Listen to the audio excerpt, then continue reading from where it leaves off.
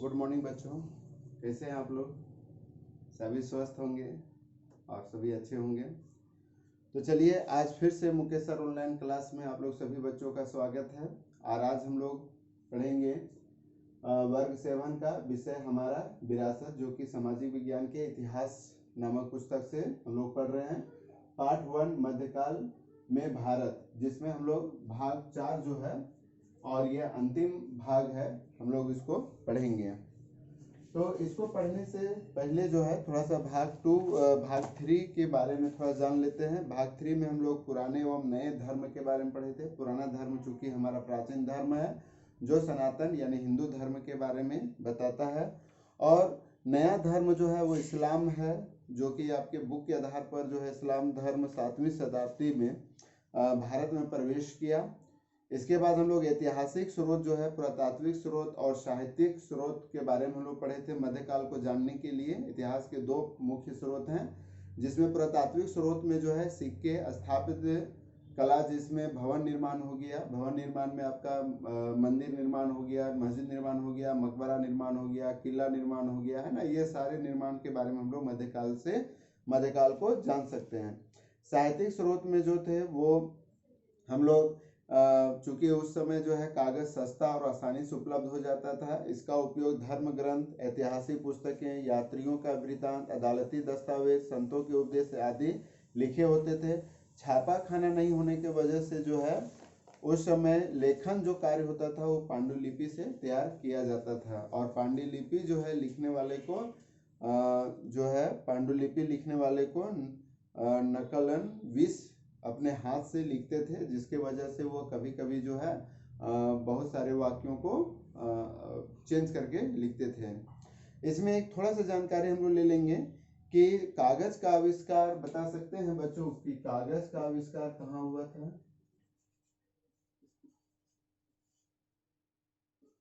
कागज का आविष्कार किस देश में हुआ था, बता सकते हैं? नहीं, चलिए बता देते हैं, और वह है चीन। और यह चीन से जो था वो 8वीं शताब्दी में इस्लामिक देश में पहुंचा। वहां से पूरे विश्व में, फिर 11वीं शताब्दी में यह यूरोप में गया, और यूरोप में जो है इसका बहुत सारा सुधार करके और फिर ये पूरे विश्व में आज कागज का हम लोग यूज करते हैं।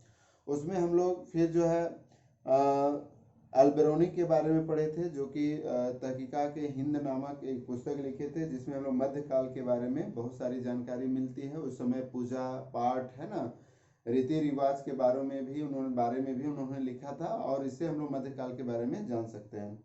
आज हम लोग जानेंगे अमीर खुसरो के बारे में, ठीक है।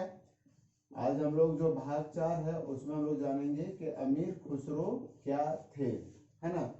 तो यहाँ पर देखेंगे अमीर खुसरो मध्यकाल के एक महान विद्वान और कवि थे, ठीक है। ये क्या थे?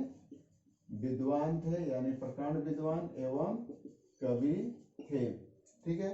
इनका जन्म उत्तर प्रदेश के पाटियाली एटा नामक गांव में हुआ था, यानी जन्म स्थान कहाँ हुआ था? उत्तर प्रदेश के पटियाली यानी एटा, ठीक है, एटा नामक गांव में हुआ था इनका जन्म। और इनका जन्म तिथि जो है वो था 1253 ईस्वी में। सुल्तान बलबन के समय से शासन के संपर्क में आए। उन्होंने 8 सुल्तानों का शासन देखा है, और ये माना जाता है कि इन्होंने 8 सुल्तानों को, अमीर खुसरो जो है उन्होंने देखा। वे प्रथम भारतीय लेखक थे जिसने अपने लेखन में हिंदी के शब्दों और मुहावरों का प्रयोग किया था। ये प्रथम लेखक थे जिन्होंने हिंदी के जो शब्द और मुहावरे हैं उसका प्रयोग किया था। वे मूलतः इतिहासकार नहीं थे, परंतु उसकी रचना रचित मसनवी, है ना, मसनवी और दीवान, यानी रचना जो थे मसनवी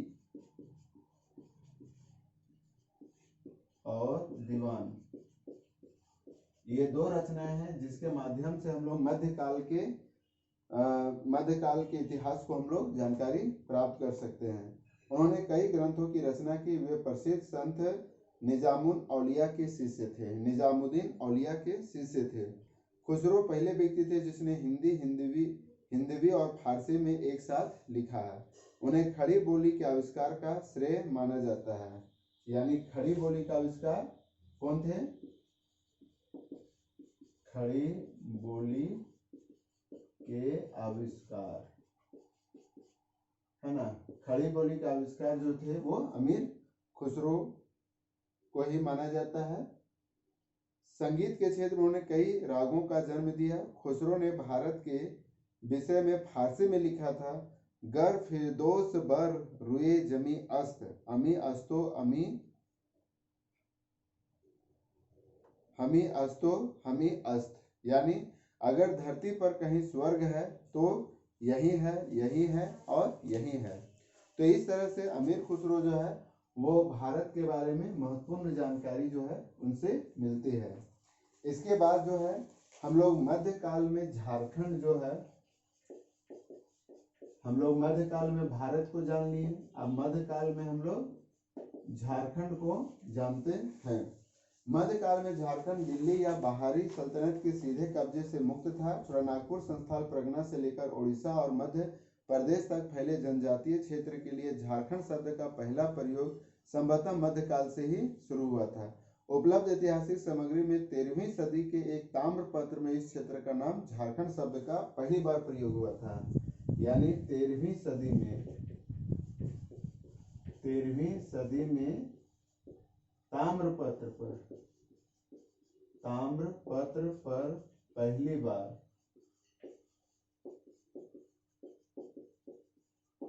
झारखंड शब्द का प्रयोग पहली बार हुआ था। ठीक है, यानी झारखंड का अर्थ आप लोग जानते हैं, झारखंड यानी हो गया वन प्रदेश, यानी वह प्रदेश जिसमें वन है, जंगल है। मध्यकाल के प्रारंभ में झारखंड में कई छोटे छोटे शासकों का शासन था। इसमें पलामू के रसेल यानी शासक कौन कौन थे? ठीक है, तो पलामू के रसेल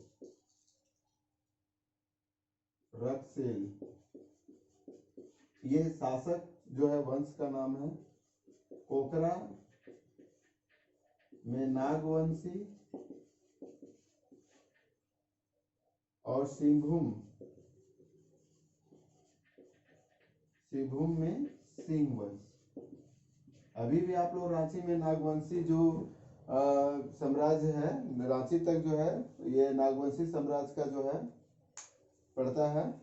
इस समय तक झारखंड के शासकों का ज्यादा बाहरी हस्तक्षेप का सामना नहीं करना पड़ा था। 2-3 बार मुस्लिम फौज उत्तर पूर्वी झारखंड से होकर गुजरी थी। यानी उस समय जो है मुस्लिम शासकों का यहाँ पर ज्यादा दबदबा नहीं था, मतलब ये शासकों के द्वारा, जो स्थानीय शासक थे उसी के द्वारा यहाँ शासन चला है। मध्यकाल के इतिहास में यह चर्चा खास तौर पर दर्ज है कि झारखंड में हीरे एवं सोने पाए जाते थे। यानी मध्यकाल का जो खास तौर पर इतिहास में जो चर्चा है कि यहाँ पर हीरा और सोना पाया जाता है, और साथ ही सफेद हाथियां प्रसिद्ध थे। यानी झारखंड में सफेद हाथी पाए जाते थे, जो कि अब विलुप्त है। अब झारखंड में सिर्फ काले हाथी पाए जाते हैं, सफेद हाथी नहीं। लेकिन पहले मध्यकाल में यहाँ सफेद हाथी पाए जाते थे, प्रसिद्ध था। मध्यकाल में झारखंड का एकांकीपन को तोड़ने वाला बख्तियार खिजली था। जब पूर्वी बंगाल पूर्वी क्षेत्र का केंद्र बना तो झारखंड बंगाल के अधीन रहा, और उस समय बंगाल जब केंद्र बना शासन का, तो उस समय जो है झारखंड जो है वो बंगाल के अधीन था। तो इस तरह से जो है आपके पुस्तक में मध्यकाल में भारत का जो है, जो मध्यकाल में भारत जो है उसका हम लोग आज यहाँ समाप्ति करते हैं। और आशा करते हैं कि आपको यह वीडियो जो है मेरे जो 4 वीडियो है आप लोग को अच्छी तरह से इतिहास को जानने में मदद मिलेगी। आप लोग इसको पॉज करके उतार लेंगे, ताकि अभी हम लोग थोड़ा सा अभ्यास का भी जिक्र करेंगे। ठीक है, तो भाग जो 4 है वो हमारा अभ्यास भी है।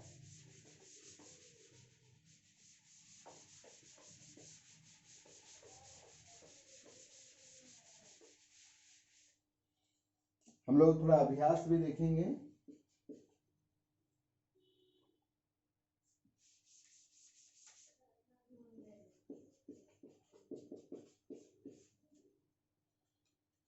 चलिए, पहला है रिक्त स्थान की पूर्ति कीजिए, है ना। तो अल इद्रिसी एक था, खाली स्थान जो पहला एक का जो क है, अल इद्रिसी एक खाली स्थान था, तो क्या था, भूगोल वेता व लेखक। तो वहाँ जो खाली स्थान होगा वहाँ लिखा जाएगा भूगोल वेता व लेखक। जब आप अभ्यास अभी अगर हम पढ़ा रहे हैं तो आप लोग किताब लेकर एक तरफ कॉपी रखेंगे, एक तरफ किताब, किताब से देखते जाएंगे और कॉपी में लिखते जाएंगे। ख, भारत का मध्यकालीन इतिहास खाली स्थान वर्षों के दौरान हुए परिवर्तनों का अध्ययन था। तो यह कितने वर्षों का, 1000 वर्षों का। ग, नक्शा या मानचित्र बनाने वाले व्यक्ति को क्या कहलाता है, खाली स्थान है, नक्शा या मानचित्र बनाने वाले व्यक्ति को क्या कहते हैं, मानचित्रकार। घ, अरबों के सिंध विजय की जानकारी खाली स्थान नामक पुस्तक से मिलती है। कौन सी पुस्तक से, याद है, चचनामा, ठीक है, चचनामा नामक पुस्तक से मिलती है। घ, अंगा है, इतिहास की जानकारी के लिए किसी क्षेत्र विशेष के खाली स्थान को जानना जरूरी है। तो किसी क्षेत्र विशेष के मानचित्र को जानना जरूरी होता है। उसके बाद है प्रश्न नंबर 2 है, सही मिलान कीजिए। इधर एक तरफ पुस्तक का नाम लिखा हुआ है, एक तरफ लेखक का नाम लिखा हुआ है। तो कोशिश कीजिए कि अपने से भी हो, लेकिन अगर थोड़ा सा हेल्प कर देते हैं। तहकीक हिंद किसने लिखा था, अल बेरोनी ने, ठीक है, बहुत बढ़िया। तहकाब नासरी ये पुस्तक का नाम है, किसने लिखा था, मिनहाजुल सिराज ने। ताजुल मासिर किसने लिखा था, हसन निजामी ने। और मसनवी किसने लिखा था, अमीर खुसरो ने। चलिए बहुत बढ़िया, आप लोग भी बहुत अच्छा प्रयास किए।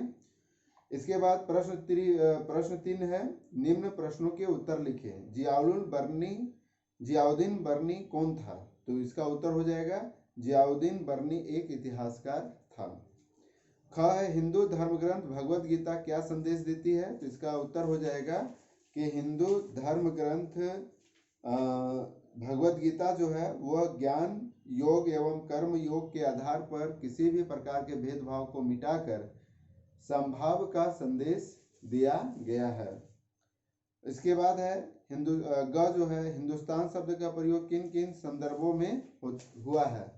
तो यहाँ पर आप लोग देखेंगे पेज नंबर 3 में कि हिंदुस्तान जो है वो 13वीं सदी में मिनहाज सिराज ने केवल पंजाब हरियाणा और जम्मू कश्मीर के गंगा जमुना के बीच के स्थित क्षेत्रों के लिए ही किया था, क्योंकि उस क्षेत्र में दिल्ली के सुल्तान का ही अधिकार था, इसलिए उतने ही क्षेत्रों को उन्होंने हिंदुस्तान कहा था। उसके बाद जो है 16वीं सदी में बाबर ने इस शब्द का प्रयोग इस महाद्वीप के भूगोल, पशु पक्षी तथा यहाँ के लोगों के रहन सहन का वर्णन करने के लिए हिंदुस्तान शब्द का प्रयोग किया था। इसके बाद 14वीं सदी के कवि अमीर खुसरो ने यहाँ के भौगोलिक एवं सांस्कृतिक पहचान के लिए हिंद शब्द का प्रयोग किया था। तो ये आप लोग को लिखना होगा। मध्यकाल में, उस वक्त घ है, मध्यकाल में कृषि में किस नई तकनीक का इस्तेमाल हुआ था। कृषि में किस नई तकनीक का इस्तेमाल हुआ था, तो वो था रहट, है ना। रहट का चित्र आप लोग देखे थे, ये है ना। और आप लोग यूट्यूब चैनल पर, यूट्यूब में जाकर भी रहट का जो है आप लिखेंगे कि रहट, जैसे ही लिखेंगे आपको यूट्यूब में भी जो है रहट का चित्र, उसकी कार्य प्रणाली जो है उसका आपको मिल जाएगा, उससे भी आप लोग समझ सकते हैं। घ अंगा है, तीसरा अंगा, इस्लाम धर्म ग्रंथ कुरान शरीफ क्या संदेश देता है।